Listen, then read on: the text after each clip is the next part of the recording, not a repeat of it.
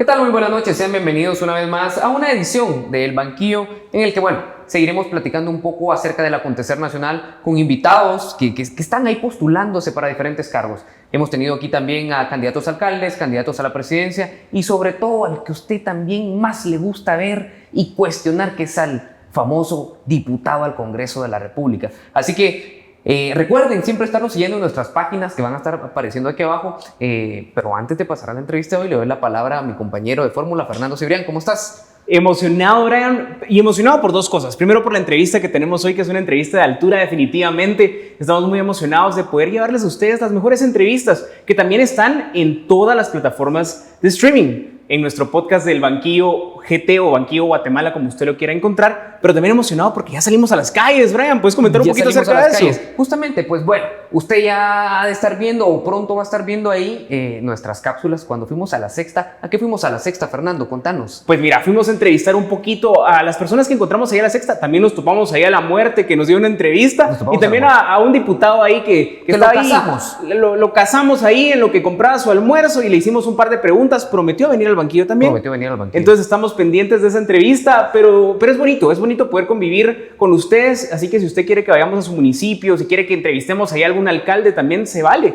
Mándenos un mensajito en nuestras redes sociales y comenzamos con esta entrevista que va a estar súper informativa. Así que, Brian, ¿te parece si tiramos algunas pistas? Sí, si querés, empiezo yo. Ministro de Finanzas en el periodo de Jimmy Morales. Ok, perfecto. Presidencial en las elecciones del 2019 con el partido Creo. Ok, perfecto. Lo presentamos de una vez. Okay, lo voy a presentar de una vez. Así que nos acompaña el día de hoy el candidato a diputado por el Listado Nacional del Partido Cabal, Julio Héctor Estrada. Julio Héctor, bienvenido al Banquillo. Mucho gusto, Brian. Fernando, hijo de Aldo. Fíjate que sobrino de Aldo. Hijo de Alberto y sobrino de Aldo. Alberto era mi compañero. Perfecto. Okay. Un saludo a mi papá ahí. Nombre, buenísimo. Pues mucho gusto estar aquí con ustedes en el programa. La verdad es que es un privilegio y a mí me encanta este formato y les vamos a contar cosas interesantes. No, buenísimo, Julio Héctor, le comentamos.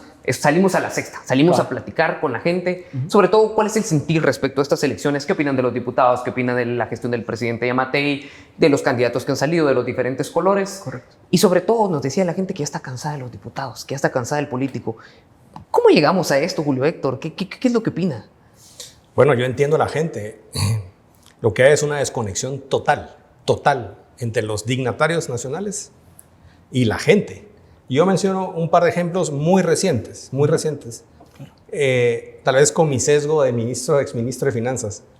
Se propone el presupuesto del año 2023 para la aprobación del Congreso. Hay un clamor popular porque el tráfico está destruyendo la vida y la calidad de vida de toda la población, la salud mental. Ya no permiten ni que los niños vayan al colegio, están pasando horas en el bus para recorrer 3 kilómetros.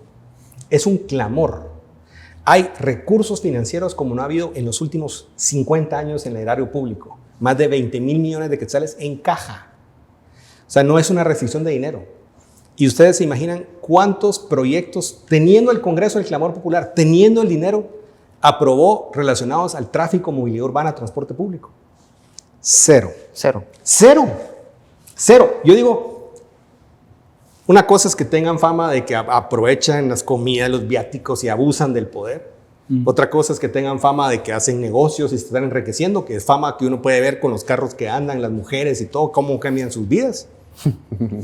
Caballos también. Caballos, o sea, ya ni siquiera les da vergüenza. Pero otra cosa es que teniendo dinero, viendo la necesidad de la gente, no les importa.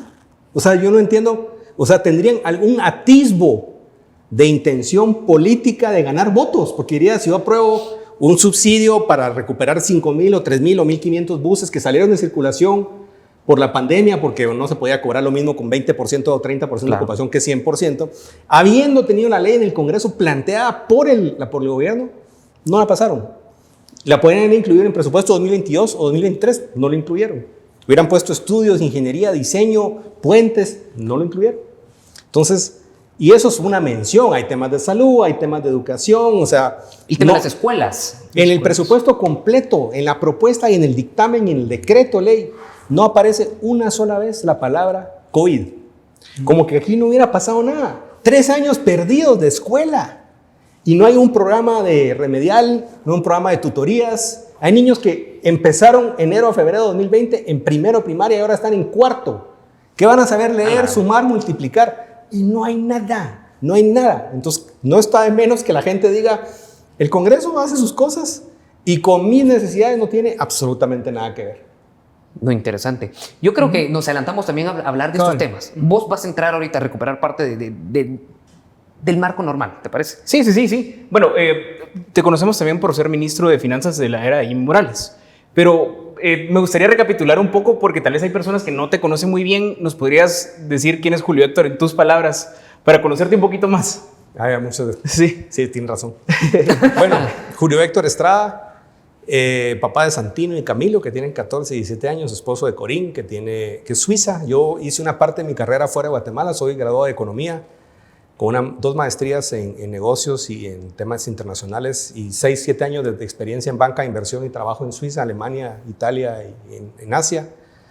Regresé a Guatemala hace 15 años, dirigí el Programa Nacional de Competitividad, después la Agencia de Alianzas Público-Privadas, estructurando proyectos como Metroriel y todo, y llevándolos al punto donde el gobierno tiene que tomar la última decisión de contratarlos si quiere hacerlo con transparencia. Luego fui llamado a ser ministro de Finanzas con Jimmy Morales, un poco menos de 3 años, en un momento muy complicado de SAT, de destrucción, digamos, de la capacidad de recaudación, financiamiento, endeudamiento del Estado.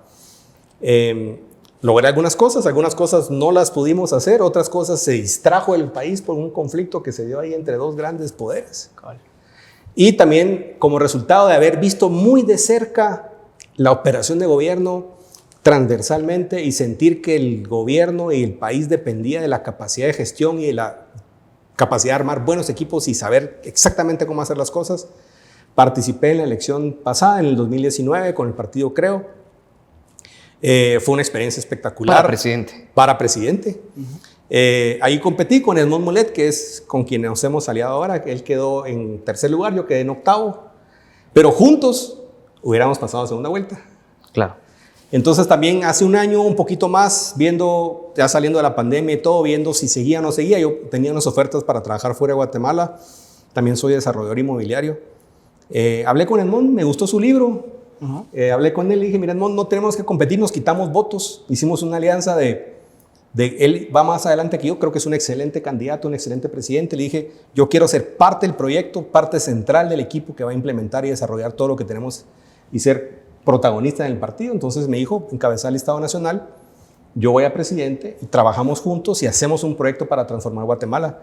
Y heme aquí ahora, después de que me citaron 200 veces cada año, 225, 600 citaciones del Congreso, me volé en 3 años de gobierno. Y de haber tenido mucho diálogo y mucho enfrentamiento con el Congreso, ahora puedo participar, pero con la convicción de que nuestra alianza y nuestra participación conjunta tiene una oportunidad de ganar el Ejecutivo, que tienen que trabajar junto el gobierno con el Congreso para hacer, más adelante hablaremos de grandes proyectos de transformación del país, que son ineludibles, que son totalmente posibles financieramente, que se pueden hacer y que el país pueda acometer con confianza y con un poco de capacidad técnica de desarrollar detalles de las cosas que son importantes y con honestidad y con visión de largo plazo. Julio Héctor, seguramente en la casa usted televidente se está preguntando ¿por qué el partido Cabal? ¿Por qué Edmond Mulet? ¿Qué le respondería a la gente? Edmond y yo nos conocimos antes de la elección pasada. Antes de que los dos fueran figuras políticas. Figuras políticas. Él ya iba en su camino, yo estaba en otro plan. Competimos en esa elección, siempre nos tratamos con mucha caballerosidad, él es un caballero. Cuando yo leo su libro como adicional, él es una generación arriba de la mía, digamos. Él es más compañero de los tiempos de mi mamá, así como yo soy compañero de los tiempos de sus papás. Claro, sí, definitivamente. Estamos como en 3 saltos generacionales.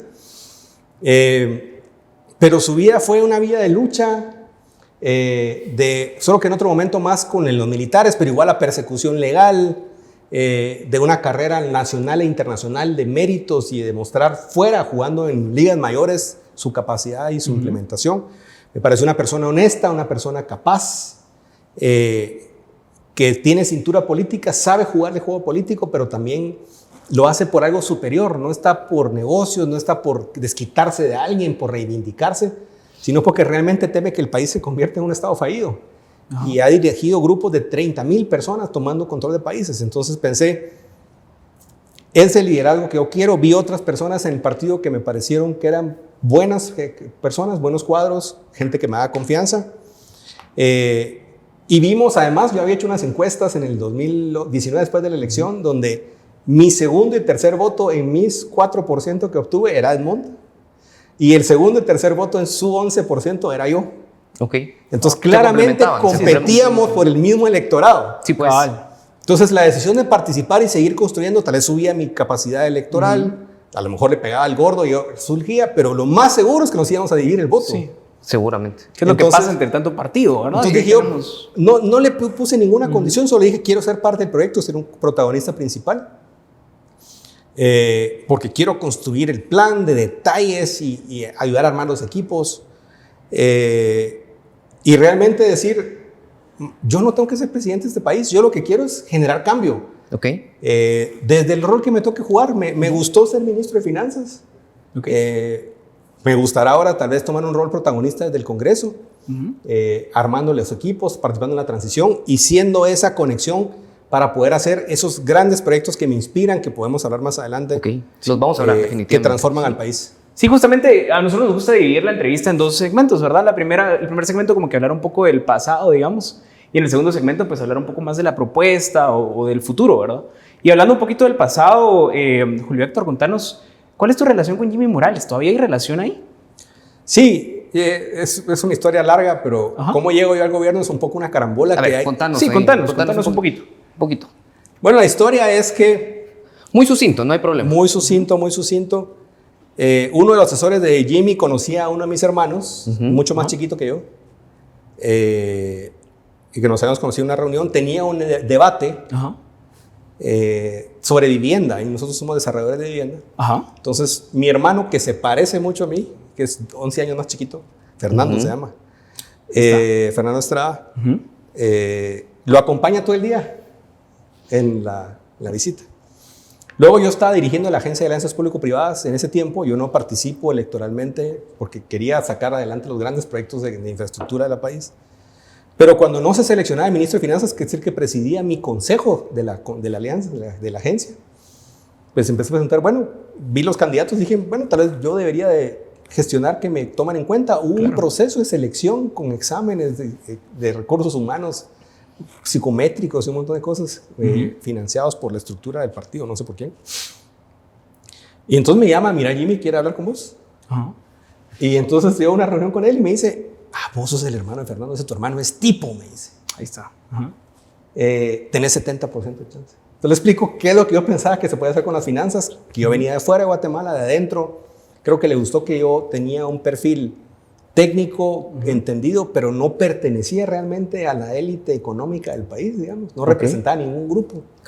Él hizo una selección de gabinete que creo que recibe poco mérito o poco reconocimiento porque fue bastante dispersa, digamos. ¿Qué fue cuando estuvo Lucrecia Hernández, Francisco Rivas? Francisco llega antes, Lucrecia llega después, pero estaba Sidney Samuels, José Luis Chea, o sea, diferentes corrientes, sí, digamos. pues, Energía y Minas era una persona diferente, Educación era una persona muy reconocida, Oscar Hugo López. Y entonces me dice, me validan y dicen, y agrego también, nadie quería el chance.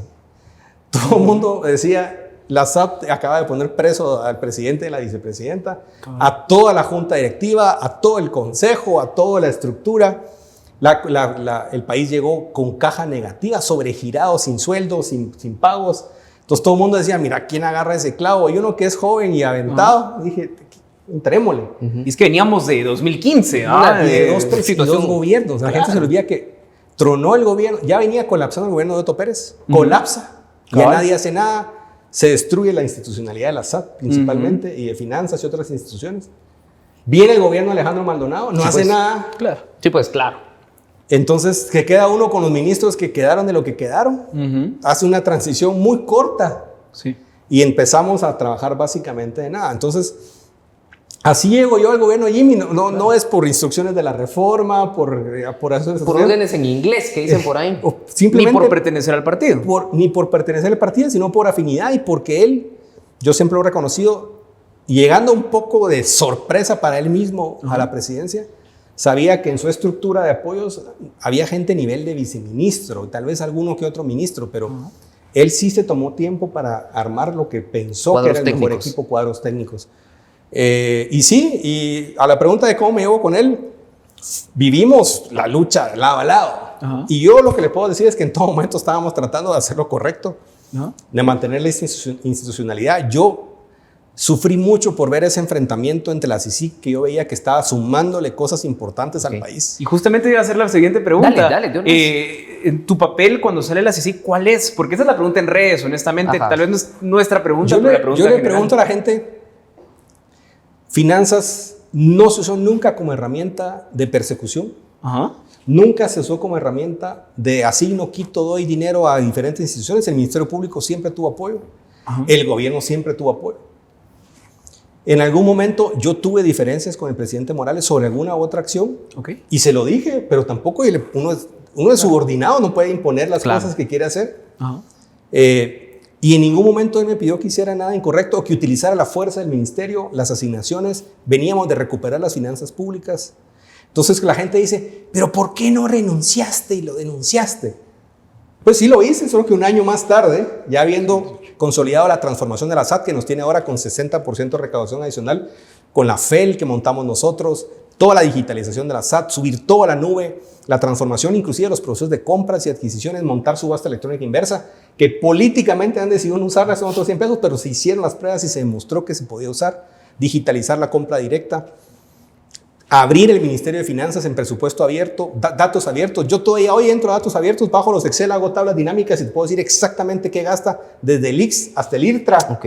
hasta el Ministerio de Comunicaciones, y todo está montado y es porque digitalizamos, hicimos datos abiertos. Entonces, yo lo que vi es un enfrentamiento de una fuerza que tomó mucha energía y que cuando se vio arriesgada por el enfrentamiento con el presidente Morales se radicalizó, que fue la CICIG. Y estuvimos todo el tiempo tratando de rescatar la institucionalidad. Ahora, ¿qué hubiera ganado yo haciendo un desplante? Primero que todo, Jimmy no estaba usando finanzas, estaba siendo correcto en su accionar en lo que yo pude ver. Ok. Julio Héctor, de manera breve, tenemos un minuto antes de irnos a cortos. ¿Por qué renuncia Julio Héctor de la cartera de finanzas? Sí llega el momento en el septiembre del 2018, Ajá. que es un año después de la petición del non grato, donde yo ya sentí que estaba consolidado el equipo de la SAT, que estaba consolidado el equipo de compras y que el gobierno estaba gastándose toda su energía y toda su fuerza en terminar ese enfrentamiento entre, yo le llamo fratricida, digamos, entre dos instituciones que obviamente uno, el presidente, tiene la preeminencia porque es electo y es Claro, el que es la representa autoridad la autoridad del constitucional país. del país. Y otra fuerza que tenía una intención interesante, estaba haciendo cosas que nunca se han hecho en Guatemala, pero que estaba luchando por sobrevivir ellos en su espacio. Ok. Entonces sentí que ya no había mucho que aportar, digamos, ya el enfrentamiento era todo lo que consumía la energía del gobierno, ya no estábamos tratando de levantar el primer nivel de atención de salud, de desarrollar proyectos de infraestructura. Entonces ya no tenía mucho sentido seguir, entonces dije, hasta aquí llego yo. Ok, perfecto. Perfecto. Buenísimo. Bueno, ya los que preguntan tanto en redes, porque me imagino que te llegan mensajes en redes constantemente En acerca Twitter, de eso. sobre todo en ¿Quién fue a la reunión de Anders Compass a pedir? Bueno, fuimos todo el gabinete y encima esa decisión de la Corte de Constitucionalidad, donde ampara una petición de salir Anders Compass de Guatemala, lo mantengo al día de hoy, es la decisión más absolutamente burda y antilegal que he visto en mi vida en una corte. ¿sí? Ok.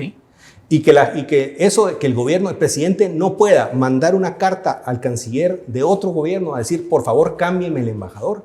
Yo no sé cómo la gente puede imaginarse que una corte puede fallar en contra de esos poderes del gobierno. Era un uso totalmente Por desproporcionado. eso le llamaron la Corte Celestial también, ¿no? Y además, que en el argumento que utilizan para defender esa decisión de una manera totalmente jalá, se pasaban volando todo el trabajo del Ministerio de Finanzas, porque decía, toda mi relación con Banco Mundial, BID, IFC y todo, era totalmente una relación delegada del presidente, y ahí decía, no puede delegar el presidente las funciones al canciller. Entonces yo fui a esa reunión con convicción personal, y si me hubieran dado oportunidad, yo hablo en la vista pública, Ok. porque lo que habían hecho era total y absolutamente anticonstitucional y en contra de los intereses del país. Pero el país estaba polarizado, entonces, como estás hablando en contra de alguien que supuestamente era un respaldo de la CICIG y ese movimiento, vos estás en contra de todo. Aparte, unas fotos muy desafortunadas donde yo estaba así como con mucho calor. Pero Ese es el Pero punto. lo haría otra vez. O sea, Ok, al final ok. yo estaba defendiendo lo correcto porque eso fue lo que me tocó hacer, defender la institucionalidad. Ok. Perfecto. Bueno, y Excelente. vamos a hablar un poquito de la Corte de Constitucionalidad más adelante Al porque revés. hay ahí una herencia que nos dejó en el Congreso de la República también. Totalmente. Una herencia que nos dejó.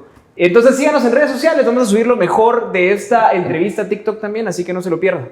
Regresamos en breve aquí al Banquillo, en Más TV.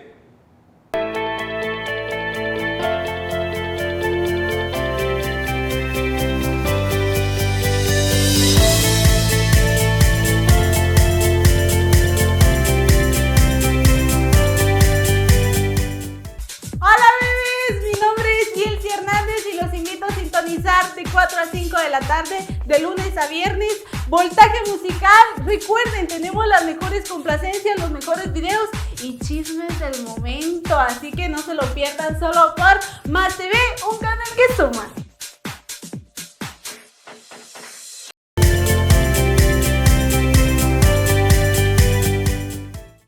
Bueno, y estamos de vuelta acá después del primer corte. Sabemos de que el tiempo aquí pues en la tele se pasa volando y sobre todo cuando tenemos pláticas así tan interesantes. Hoy nos acompaña el exministro de Finanzas y actual precandidato o candidato ya. Candidato ya a la Sí, diputación. mi carnet.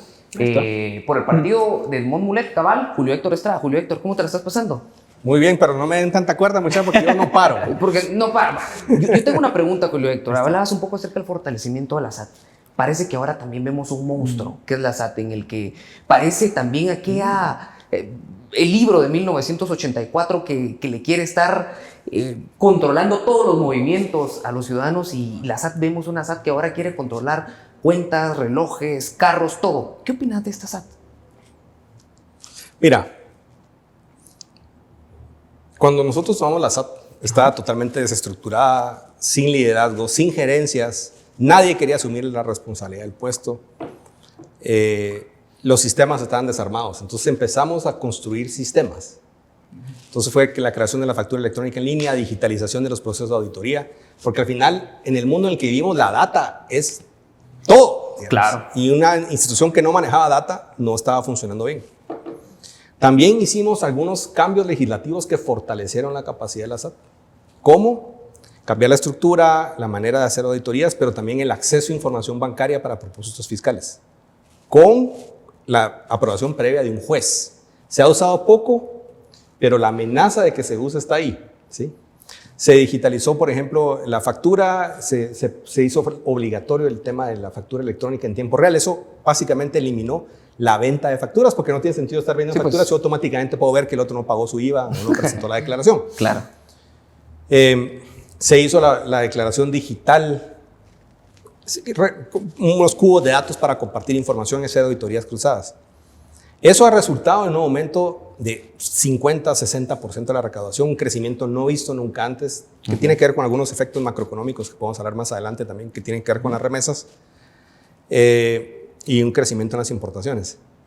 Ahora, la SAT, lo que la hace fuerte, yo creo que la defiendo porque es un ejemplo de cómo se transforma el gobierno, es que viene trabajando con un plan que lleva 5 años o 6 años de implementarse. No es un plan, es el plan 2014 que fue renovado 2016-17, que hicimos con 5 entidades de cooperación internacional, el Departamento del Tesoro de Estados Unidos, el IFC, el Fondo Monetario Internacional, el Banco Mundial, el BID, el BCE. Y ahora lo han renovado y han seguido ejecutando las diferentes etapas. Entonces, cuando yo veo las cosas que están pasando, reconozco que esas son las etapas que venían más adelante, y les doy crédito que viene la parte que viene más adelante. Por ejemplo, el objetivo principal de una autoridad tributaria efectiva es fomentar el cumplimiento voluntario. Entonces van quemando etapas. Yo ya genero mucho cumplimiento con el tema del IVA porque la gente ya nos inventa notas de crédito que no existen porque sabe que la siguiente semana, al siguiente declaración, se dan cuenta que a quien le da nota de crédito no le recibió, le cuadran y le caen con una revisión, una multa o inclusive una denuncia penal. Entonces reduce la siguiente cosa que viene, por ejemplo, es yo no tengo que controlar tanto las aduanas y hacer la vida imposible a las aduanas, porque yo debería controlar la facturación de los que venden en la calle, porque si ellos no importan y declaran lo que importan, ¿cómo tienen costos después de lo que están vendiendo río abajo, puente abajo? Entonces empieza a encontrar gente, esa es la primera línea de auditoría, que importa 10 millones de quetzales de plásticos o de joyas y vende 500,000 quetzales. ¿Qué hace con el resto? A ver. Sector informal. Sí, eso. Empezás a encontrar inconsistencias. Gente que consume 2 millones de quetzales en vehículos y no tiene ingresos. Sí, pues. Entonces, cuando ves pues, los anuncios de la SAT en este momento, no están tanto orientados a vamos a ir a controlar a cada quien, sino les dijimos, miren mucha, vamos a ver las inconsistencias. Así que De los que andan en declárense lavanderías avisados y todo el rollo. de que ustedes no pueden tener un consumo Claro. de millones y no existir fiscalmente porque de algún lado tienen que tener los ingresos. ¿Cuántos van a ser efectivamente auditados? Muy pocos. Es lo que vemos en España, ¿por qué le caen a Cristiano Ronaldo? ¿Sí? Y le caen con una denuncia porque declara sus ingresos en un offshore que no existe. ¿Cuánto logran recaudar finalmente? Se ponen de acuerdo, le caen a Shakira. Son para que la gente vea y la gente ya no utilice esas herramientas de evasión y de ilusión. Entonces, obviamente, respetando el debido proceso, la gente para poder tener acceso a las cuentas tiene que pasar por un juez, tiene que haber un caso previo de investigación. Pero uno ve que estos son diferentes etapas en el desarrollo de fomentar el cumplimiento voluntario. Ha pasado con el registro de la propiedad también. Claro. Que la gente, todo el mundo viene y compra una propiedad y la vende por mucho menos. Y yo siempre le digo a gente, porque eso miro en la parte comercial que veo yo, que lo que la gente está haciendo cuando compra un terreno en 10,000 quetzales, pero por otro lado se paga 1 millón de quetzales por un lado, es que está lavando dinero. Claro. Entonces la gente no se da cuenta hasta que sacas un par de casos de lavado de dinero, entonces la gente se asusta. Pero es para que nos separemos, porque esa economía de no pagar impuestos hace que sea mucho más fácil lavar dinero y hay una economía ilegal de narcotráfico. Y estamos todos en el mismo canasto. Claro. Entonces, al generar formalización, documentación, la gente que sí tiene cómo documentar sus transacciones, pago voluntario, declaración, pagar timbres para comprar una propiedad que es 3%, lo que se fomenta es eso y que tengamos una mayor separación entre la gente que trabaja honestamente, aunque no esté declarando todo, de los que son efectivamente criminales, Lavadores. que viven lavadores, que viven de eso. Entonces, sin defenderla de manera de oficio, sí puedo decir desde afuera que es parte de un plan de 10 años de fortalecer el cumplimiento voluntario en el pago de impuestos. Otra cosa completamente diferente es que el gobierno haga terrible uso de ese dinero. Claro, Eso es algo diferente. Es algo lo que tenemos que Correcto. hablar. Pero si lo que nos falla en este país por el tráfico, por la salud, por la educación, es la ausencia importante de bienes públicos, el haber fortalecido la autoridad tributaria es un paso previo que ya no tenemos que dar. Por eso la inmensa oportunidad del gobierno que viene. Y no podemos decir ahora, no, quitémosle fuerza porque ahora fortalecimos con digitalización y mejores herramientas a la autoridad tributaria. Lo que sí tenemos que hacer definitivamente, y es la Gastar razón, mejor. es gastar mejor. Por el erario público, definitivamente. Sí, y justamente en una entrevista tú mencionabas de que gran parte de lo que se le da a diferentes ministerios se va en el gasto de planillas. ¿Nos podrías mencionar un poco eso? Bueno, eso... Es el famoso 70% de gasto y Pero poco de digamos inversión. que eso no necesariamente es malo. Ajá. Yo le digo a la gente que ese gasto de funcionamiento, 85%, 15% de inversión, lo tiene Singapur, Ok. lo tiene Francia. ¿Sí? Ok. Ok, interesante, interesante. O sea, el ratio no es lo malo. ¿Sí? Porque hay muchos bienes públicos que no son inversión, porque así se califican contablemente. Si yo lo que tuviera es que estoy creciendo mi nómina porque tengo más policías, más enfermeras, O un sistema más más eficiente, maestros. tal vez. Ajá. más maestros dando clases auxiliares yo pienso que para resolver el problema del agujero que se hizo con el COVID, hay que contratar unos 25,000 maestros y ponerlos a dar clases y tutorías durante 2 o 3 años. Eso implicaría más gasto de funcionamiento. Si yo estoy usando ese dinero para pagar insumos, alimentación escolar, medicamentos, todo eso es funcionamiento. No está mal porque estoy invirtiendo en capital humano, no solo en capital físico. El problema es cuando uno sube las asignaciones, como pasó finalmente este año con el organismo judicial. Ajá. Le subo las asignaciones y en vez de abrir más tribunales, de contratar más fiscales, más agentes oficiales de la corte, más jueces, se receta un aumento salarial de la gran diabla. Un saludo a los magistrados que se acaban de incrementar ahí. Ahí está. Y salarios. encima, yo lo que encuentro ofensivo. A ver. es que se incluya un acuerdo donde se pagan no business, sino first class en los vuelos. Sí, Y equipaje extra. 2 valijas por aquello que vayan a viajar de shopping. Pobrecitos los magistrados. Han de necesitar comprar ropita afuera. Puede ser. Encargos, digo yo, o sea, yo entiendo que hay que pagarle bien a los magistrados, inclusive yo no pelearía tanto con el aumento per se, sino con el mensaje de encima nos damos business, no business, first, primera clase, taxativamente en el acuerdo, ¿sí? Entonces digo yo, Y esa las es la camionetas blindadas. Nuevas camionetas la blindadas. desconexión total con las personas. Entonces, regresando a tu pregunta, uno de los grandes riesgos que hay con haber aumentado los ingresos tributarios de forma importante, que por ejemplo ya se comprometieron algunos, pero no se han comprometido todos. No ha reaccionado el aparato público. Es que lo peor que podrías hacer si tenés más ingresos es agarrar en las 100 instituciones públicas del Ejecutivo y darle a todas más la misma proporción. Cero accountability, cero responsabilidad, cero apuesta estratégica. Es mucho más interesante decir, voy a apostar fuerte por resolver problemas de salud y educación. Y a los demás los voy a dejar igual. Y un poco a seguridad, porque estamos con un problema de resalto y recuperación de los problemas de violencia. Y vamos a tomar deuda para hacer grandes proyectos de infraestructura de la ciudad y el área metropolitana y de todo el país en la parte de urbanización. Pero si no se hace de una manera estratégica, ese gran salto de haber logrado aumentar la recaudación se va a ir distribuido en todos. Entonces todos van a tener un poquito más, todos van a comerse un poquito más y van a presentar los mismos resultados. Julio Víctor, hay muchos temas que tenemos que seguir hablando. Claro. De manera breve te quisiera preguntar, hay una cultura del guatemalteco de que si consigue un trabajo en el Estado, pues ya la hizo, que tiene que aprovechar la oportunidad, que una plaza, que esto y que el otro. Y vemos que esa cultura se traduce en todos los funcionarios públicos, aparte de los magistrados que se recetaron ahí no solo vuelos de primera línea, sino que también camionetías blindadas. También vemos una municipalidad de Guatemala que a todos los concejales y a los síndicos camionetías nuevas. O sea, ¿cómo cambiamos esa mentalidad de que el guatemalteco y de que el funcionario público, el llegar a un cargo, no sea para ellos la oportunidad de poder tener el loteriazo en plena crisis? Un loteriazo, cabal. Ahí está. De que sea su elevador social, digamos. Cabal. ¿Cómo cambiamos? Mira, ¿Y cómo garantizar que en el partido cabal no van a haber funcionarios, próximos funcionarios, que lleguen con esa mentalidad? Mira, eso se estudia en muchos lugares y es bien difícil de hacer legalmente, digamos. O sea, eso se llama exceso a legislación. La primera cosa más importante para transmitir ese mensaje es el liderazgo, el ejemplo. Okay. Yo conozco a Edmond Mulet, no es una persona ostentosa, no lo hace por dinero, va a ser frugal en su gasto, no tiene necesidad. Se llega a inscribir en un carrito, en un bocho. No lo define.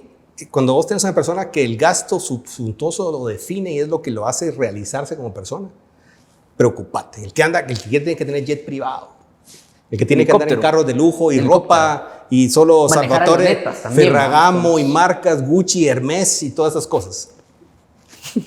Porque lo que lo lleva a participar es su deseo de enriquecerse. Sí, a mí me toca ir al Congreso. ¿Cuál es la primera propuesta que hemos desarrollado nosotros? En paralelo, llegue o no llegue al Congreso, tenemos en marcha el movimiento reducecongreso.gt, que es una consulta popular con 5,000 firmas. Okay. Para reforma constitucional. Para pedir una reforma constitucional donde se hagan 3 cosas. Se reduzca a la mitad el número de Congreso y se quede fijo para siempre en 80 diputados, no 160. Okay. Que los diputados sean electos en distritos pequeños, quiere decir, Escuintla tiene 3 diputados, son 3 distritos y ahí gana uno y ninguno, segundo, no hay listados, se acaban los listados. Okay. Como se vota en Estados Unidos, hay competencia y gana en Inglaterra, en Francia. No hay listados, sino que se vota y gana el distrito de Escuintla, Guanagasapa, Palín y San Vicente Pacaya, elige un diputado. Y los otros pierden. Entonces, con cara invisible para que tengamos esa conexión con la gente. Segundo, ponemos un techo en 0.4% del presupuesto en el gasto del Congreso, lo cual implicaría de 1.200 bajarlo a 400 millones de quetzales. Okay. Y como transitorio de eso, reestructurar el Congreso, nueva ley de organismo del legislativo, recontratar en proceso competitivo a todos los que serán menos, porque ya no puedes tener 4,000 de empleados, sino solo 1.200 porque no te alcanza. Eso implicaría quitar los pactos colectivos y... Que no puede ser inconstitucional porque lo estamos haciendo en la Constitución. Sí, pues. La reestructuración del Congreso, creando una nueva ley legislativa, está inscrita en el Congreso. Porque si no te dicen, no es que hay derechos adquiridos y la Constitución, entonces les digo, miren, ¿saben qué? La gente se indigna de que hay un mujer ganando 60,000 pesos al mes, Claro, que haya un conserje ganando 40. Y pone todo el mundo cafecito dice, nada más. mire, lo siento, pero es que no podemos hacer nada. No podemos hacer nada. Sí, si la Constitución nos protege, cambiemos la Constitución, hagamos una reforma y pongamos un transitorio donde digan, reestructura el Congreso, despida a todos, contrate a todos y hágalo en un proceso competitivo y por carrera. Y de una vez, ya que estamos en eso, lo transitorio es sálgase del Parlacén de forma inmediata para que dejen de tener. Y aparte de proponer eso, no estamos proponiendo nosotros en campaña o no tenemos candidatos al Parlacén. Claro, eso lo vimos en la Asamblea. En la Asamblea. Desde la pasada. Desde la pasada, el humanista no propuso. Entonces, yo sé que no genero muchas amistades haciendo esas propuestas, pero es mi responsabilidad como posible nuevo diputado actuar de forma diferente. Y si esa reducción del Congreso implica que no me reeligen a mí, porque entraría en funcionamiento en la siguiente elección, con distritos pequeños, pues no puedo participar. Simple. Pero tenemos que darle un mensaje a la gente, si no lo que estamos generando es una convicción de la gente de irse en contra del sistema, porque siente que el sistema no funciona para él, es una burla descarada. Son los abusos que antes por lo menos pena les daba que los agarraran con facturas de una lancha de 40,000 pesos de diésel. O de camarones. O de camarones en Marina del Rey, en Marina, sí, Marina Del Pez Sur. Vela. Wow. Marina Pez Vela. O sea, tengo asignación de diésel, le metí 12,000 pesos de diésel a un yate. Pero por lo menos buleabas un poco. Ahora, como ya no hay medios, solo que hay medios alternativos y hay un poco, la gente se le olvida, ya toda la gente lo racionalizó con que no va a pasar nada. Y lo que estamos sembrando en este país es una sensación de que el país solo lo arregla una revolución radical. Julio Héctor, dame chance de hacer esta preguntita. Dale. Para muchos diputados, para otros 80 diputados, eso sería meterse un balazo en el pie. ¿Cómo motivar a que voten por algo que les está yendo en contra de sus intereses, pero obviamente a favor de los intereses del pueblo? ¿Cómo motivar? ¿Cómo enarbolarían esa bandera? Por eso no hemos dicho que eso no es una oferta de campaña, sino que estamos en el proceso de reunir las firmas. Queremos que la gente se movilice. Hay un movimiento de change.org y todo, que juntemos cientos de miles de personas aclamando los cambios. Porque el gobierno que venga, si quiere hacer cosas diferentes, tiene que gobernar con la fuerza política y con la gente. Totalmente. Solo la gente, la movilización de la gente tiene la capacidad de generar cambios transformacionales. Y no los estamos sacando a nadie, pues.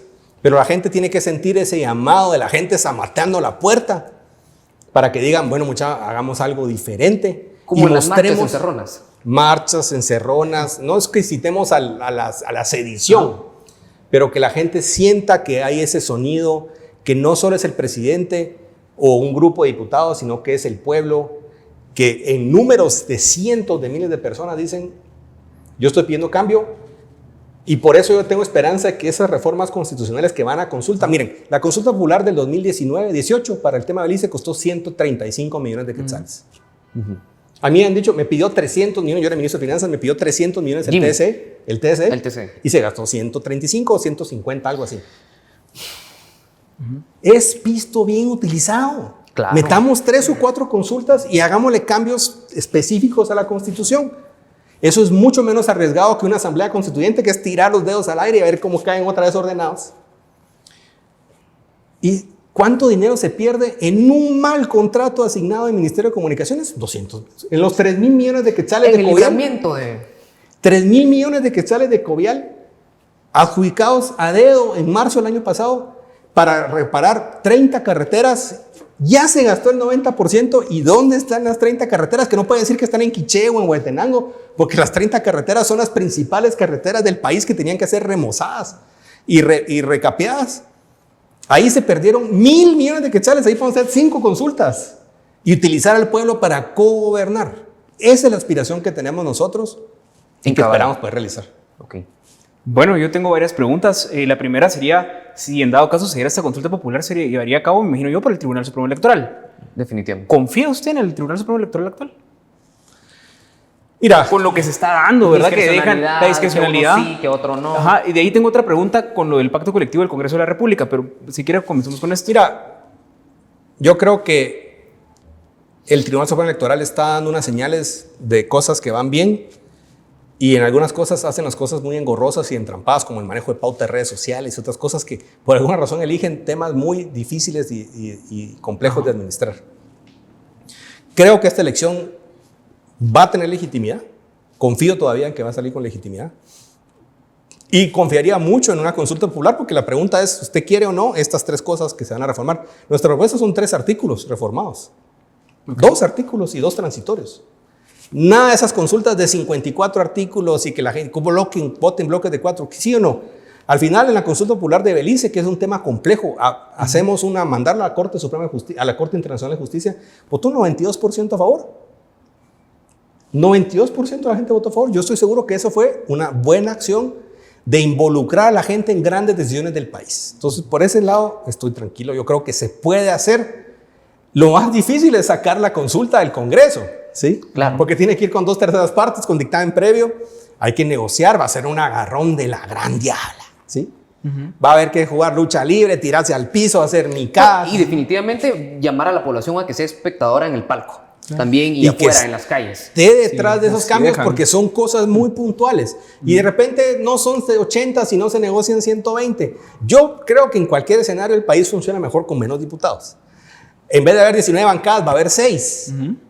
Eso genera más gobernabilidad. Hay sistemas de información que no existían hace 40 años. Entonces, con redes abiertas, datos, redes sociales, puede haber mucha más interacción con el electorado.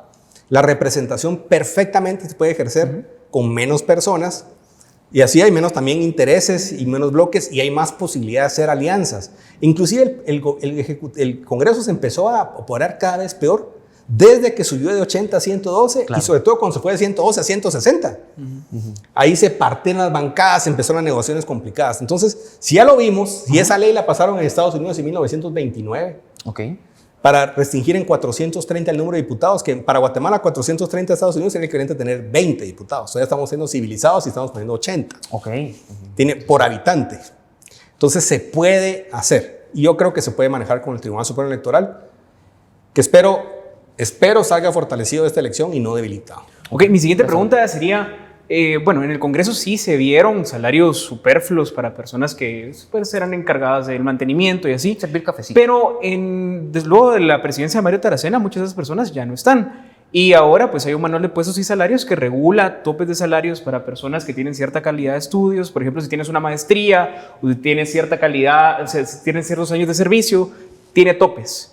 Y ningún trabajador del Congreso de la República que hoy quede contratado puede ganar más que un diputado. Entonces eso ya está establecido el día de hoy. ¿Qué sería diferente el manual que está hoy con la propuesta de usted? Es mucho más ambiciosa, porque lo que hizo Mario Taracena creo que es un paso que, por cierto, en las últimas 2 presidencias del Congreso se han volado la barda. Ha metido más 0.21 de lo que tenía el límite, ha metido más 0.22 de lo que tenían de límite. Y como no ha pasado nada y no les cae la Contraloría, ya no hay ninguna sanción social, el hecho es que han inflado el gasto del presupuesto, que inclusive aprobaron un presupuesto ya de 1.100 millones, que si le quitamos el PDH y la organización de la tortura y esas, igual es un presupuesto de 900 millones de quetzales. Para el Congreso. Para el Congreso. O sea, sí ha crecido de 250 a 900 en un periodo de unos 15 años. Y sobre todo, 2016, 17 baja el proyecto de presupuesto, 18 se mantiene, 19 sube un poco, 20, 21, 22 y 23 se levanta otra vez porque ya nadie revisa nada. Hay desconexión total. Entonces, en general, no se está honrando el 100% de ese acuerdo específico porque el número de asesores de 0.29 no se ha mantenido con la regla específica. Hay unas denuncias importantes. Segundo, ya quedó un monstruo de 3,000 personas porque ya existían y no las quisieron sacar porque probablemente en tribunales de trabajo iban a perder los casos, entonces ¿para qué sacarlos si iban a perder tribunales? Hay derechos adquiridos. Entonces yo sugiero que para ese caso particular en la reforma va que no hay derechos adquiridos porque se está reestructurando por mandato constitucional la institución de forma integral y retamañando, o sea, resizing sería en inglés, reajustando a una, y por eso es importante reducir la cantidad de diputados, porque si bajo la cantidad de diputados puedo legítimamente bajar la cantidad de funcionarios. Claro. Que una de las grandes deficiencias recientes del Congreso es que hacen las leyes técnicamente muy deficientes. No saben lo que yo jugué en el Ministerio de Finanzas de defensa, de detalles totalmente antioperativos que nos dejaban con los brazos amarrados. Por ejemplo, buenas intenciones, la reforma de ley de contrataciones de 2015 quita el inciso de compras por emergencia Ok. con acuerdo gubernativo. Entonces yo les he explicado a la gente que, ok, solo se puede comprar por emergencia con un estado de calamidad.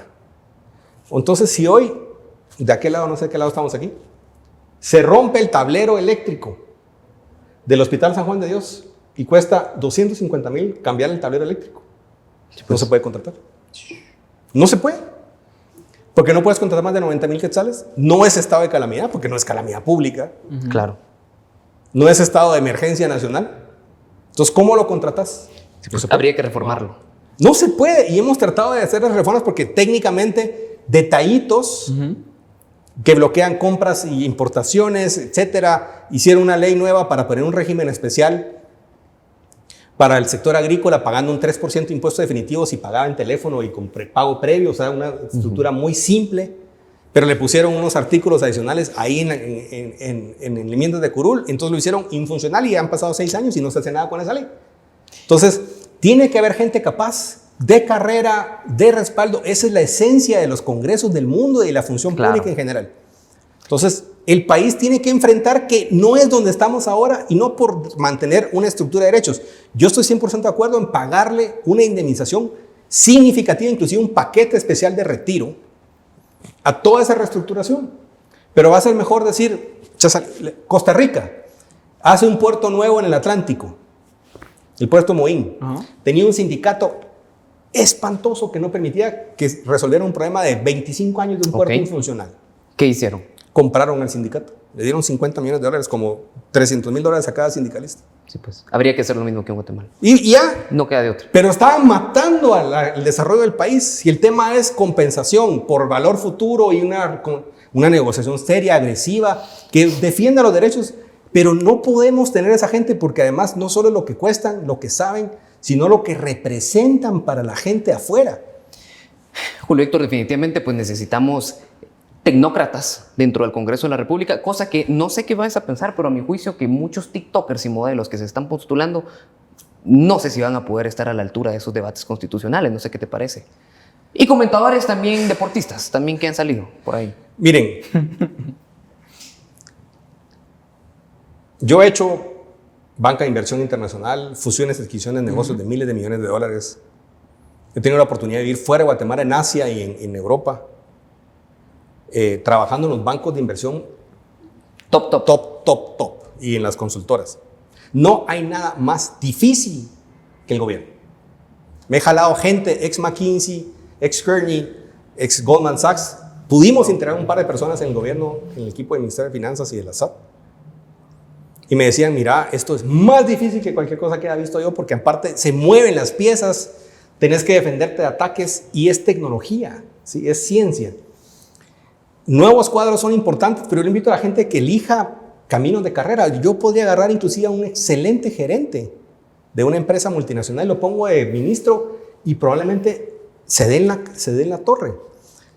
Por eso yo creo que la gente a veces tiene una confusión de decir, no quiero a nadie que venga adentro, porque yo le digo, pues sí, pero estás sacrificando a tu gente experimentada que sabe manejar esa tecnología. Si vos haces un negocio farmacéutico, el CEO, el presidente ejecutivo de la empresa, en un negocio tan complejo como manejar el pipeline de nuevos productos, qué elegís, en qué tecnología apostás, viene de farma. Claro. Y cuando mínimo viene de genéricos y de especializados con protección intelectual. No pones a alguien que viene del turismo, ¿sí? O una persona que es un cantante.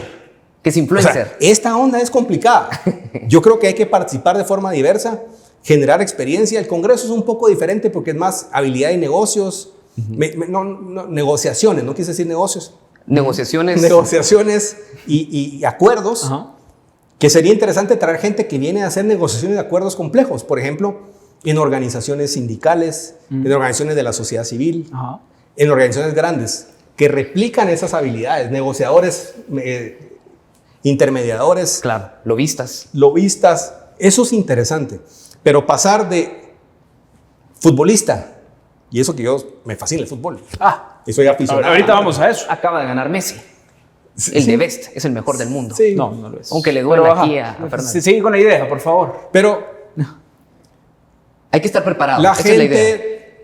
gente debería de agregar en su decisión de voto que se necesitan ciertas competencias para poder ejercer la gestión pública y también como dignatario, como funcionario público. Definitivamente. Se necesita, y si puedo invitar a la gente que piense en su voto, esta vez sin hacer campaña, solo les pido que piensen en su voto. Okay. Cuando piensen en su voto, evalúen a la gente por lo que ha logrado en su vida, ¿sí? Lo que ha demostrado, no lo que dice que va a hacer. ¿En qué nivel ha jugado? Ustedes son los dos de negocios y economía y negocios. Y política. Sí, como decía Jack Welch, si yo tengo un negocio de $100 millones de ventas al año y quiero que crezca $300 millones al año, pues yo pongo un gerente de $300 millones de otro negocio. Claro, definitivamente. Tal vez pongo uno de 50 que es una estrella emergente, un rising star. ¿Sí? Pero no pongo una persona que maneja un negocio de $500,000. Claro. Que ha manejado 4 subordinados. Yo tengo 300 subordinados en esa empresa. Quiero a alguien que maneje la política, la gestión, los problemas, las emergencias. Claro. Entonces, piensen en gente que ha administrado temas complejos. Porque la complejidad en la parte pública es múltiple. No es solo honestidad. Honestidad es una condición necesaria, pero no suficiente para gestionar la parte pública. Claro. Y no tiene que ser específicamente alguien que ha dirigido una empresa de 30,000 funcionarios o un ejército. Inclusive yo digo que yo no soy un antimilitar porque pienso que los militares forman competencias de gestionar grupos y equipos complejos. No es lo único que se necesita, pero es un buen indicador. Pero alguien que ha dirigido a sí mismo, ¿cómo va a saber quién le está echando rollo? ¿Quién lo está manipulando porque quiere? ¿Quién cumple con lo que le pide pero le echa mentiras? ¿Cómo se integran los equipos? ¿Cómo resuelve el conflicto entre dos personas que se están peleando y piensan que los dos tienen la razón? ¿Cómo negocia el intercambio de intereses para poder decir, tengo 2 cosas muy buenas y una regular, pero voy a elegir la regular? Porque es lo que se puede hacer con esta negociación que tengo sobre la mesa o no hago nada. Claro. Esas decisiones son experiencia. Entonces, elijan gente que en su vida ha demostrado. Perfecto. Okay, perfecto. Bueno, yo quisiera que de una vez pactáramos una segunda vuelta. Sí, no, definitivamente. Porque tenemos que hacer. Sí, hay muchos temas. Yo hay muchos temas de qué hablar. Hay muchos temas de qué hablar. Muchos temas. Solo, producción, tenemos todavía un poquito de cinta más. Bueno, tenemos un poquito de cinta más para hacer por ahí, ¿no? Para hacer una actividad, porque quisiera que la audiencia te conociera un poquito más. En cómo pensás. Te vamos a dar un par de nombres, palabras, de propuestas. No, de propuestas. Bueno, también. De propuestas y nos decís a favor, en contra o paso. Y de una vez pactamos la segunda vuelta para que podamos ahondar un poquito en los temas de propuesta en el Congreso de la República. Totalmente. ¿Te parece? Va. ¿Comienzas tú, Brian? Comienzo yo con matrimonio entre personas del mismo sexo. En contra. En contra, ¿ok? Vamos con aborto. En contra. En contra. Reelección presidencial. A favor. A favor. Ok, vamos con magistrados vitalicios. Ahí hablabas un poquito del modelo americano. En contra. En contra. Te pongo una distinta a la que te planteé hace un rato. Prohibir más de 2 reelecciones, que ha sido la media que nos han dicho algunos invitados, para alcaldes y diputados. En contra. En contra. Ok, cumplir con más estándares para la elección de un diputado. Ahí solo tenemos mayor de edad y cumplir... Ciudadano guatemalteco. Ajá, y estar en un partido político. En contra. En contra. En contra.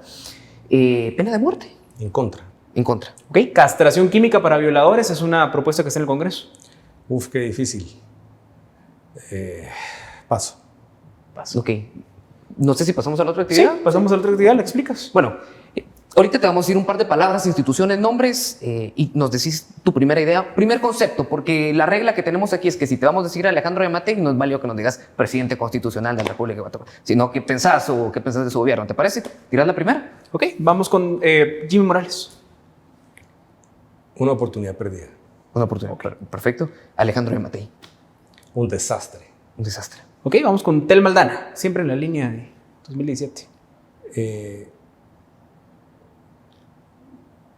Qué complejo decir Tel Maldana, pero se le pasó la mano. Se le pasó. Bueno, otra Telma, Cabrera. Una ilusión. Ok, vamos con las elecciones de ahorita. Sandra Torres. Más de lo mismo. Ok. Roberto Arzú. Ni en su casa lo quieren. Ok. Vamos con Congreso de la República. Hay que rescatarlo. Ok. Voy con Ricardo Quiñones. Un técnico. Ok, vamos con compromiso, renovación y orden, creo. Tu ex partido. Buenas intenciones. Ok. Cristian Álvarez. Un fiscalizador. Fiscalizador. Ok, vamos con el expresidente del Congreso de la República, Alan Rodríguez. Un Brian. Ok, pero no yo, mucha, no yo. Brian. El Brian, ¿verdad? El Brian, yo soy Brian. Otro expresidente a quien le enviamos un saludo, ojalá pueda venir un día a platicar. Álvaro Arzú Escobar. Heredero. Heredero, ok. Heredero. Ok, vamos ahí con Sammy Morales. Platicamos un poquito de la sobremesa. Hablamos de Sammy Morales. Un caballero. Un caballero. Ok. Partido Semilla. O Samuel Pérez, cualquiera de los dos. Intelectual. ¿El partido o Samuel?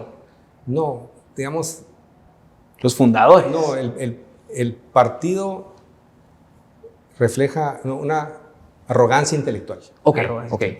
Fíjate que alguien te mandó un saludo, alguien que tuvimos acá te mandó un saludo. Ok. Juan Francisco Solórzano Fopa te mandó un saludo.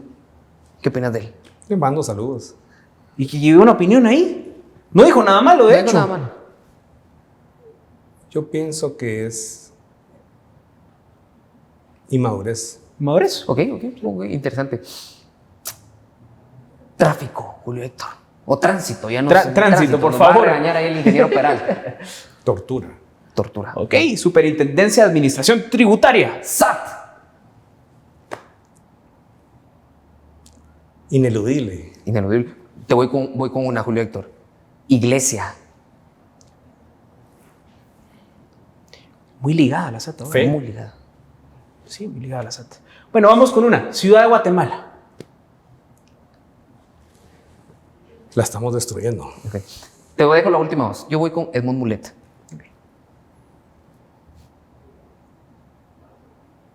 Un luchador. Okay. Es que como que si estuviéramos jugando uno, yo te la devuelvo y vamos con Cabal. No sé si le habías dicho ya. No. ¿Cabal? Ajá. Una posibilidad. Ok, bueno, terminamos con esta. Guatemala, Julio Héctor. Guatemala. Un país con tanto potencial despreciado. Perfecto.